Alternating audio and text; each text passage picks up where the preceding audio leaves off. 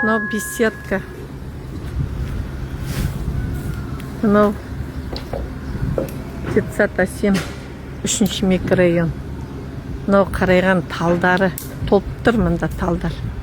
Ескі талдар. Мына беседкалары, мынау беседкасы. Міне құрт деген масқара. Невозможно, ағарандар.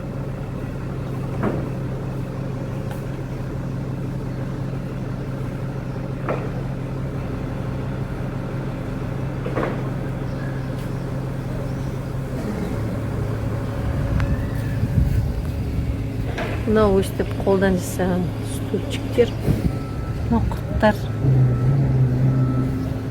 Мынау сонда балдарды күндіз ойнауға шығара ма? Шығарғанда мына беседкаларды не істейді? Мына отырғыштары, мына стойкаларын бәрін жуа ма екен? Мына жуып тазалау керек қой, мыналардың бәрін. Мынау не масқара?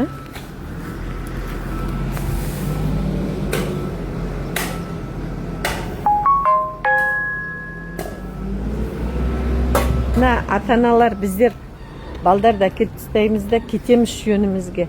Сонда мына шарбақтарында не болып жатыр?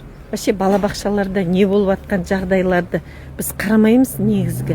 Ал осыларға сеніп. Мынау да бір беседка, өздерінше. Беседка тоже. Мына қарандар. Нарандар.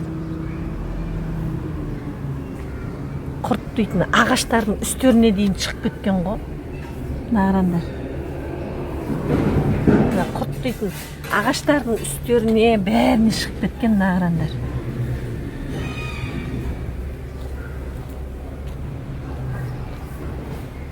Мынау да тағы бір беседка. Міне мынау балдардың отыратын отырғыштары ғой, астында құрт деген ужас. Мына Іші мен сөзім жоқ болып тұр. Мынау не масқара? Мынау барлық детсадтың беседкаларын нелерін бір қарап шығу керек сияқты.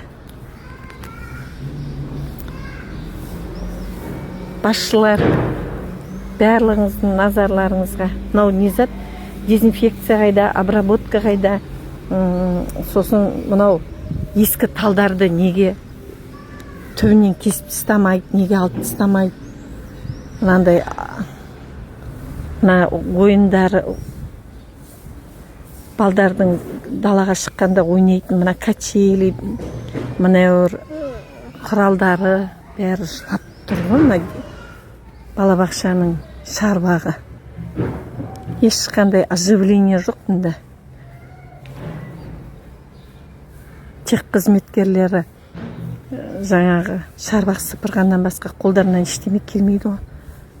Бұларды айтып жатыр. Не талдардың бәрі құрттап жатыр, ескі талдар деп. Масқара мынау. Так, Раиса апай, бәріңізден сұрайым, осы жерде қандай шара қолдануға болады? Балабақша меңгерушісі, сосын қала әкімі, білім беру бөлімі, бәрі сонда қайда қарап отыр, мынау?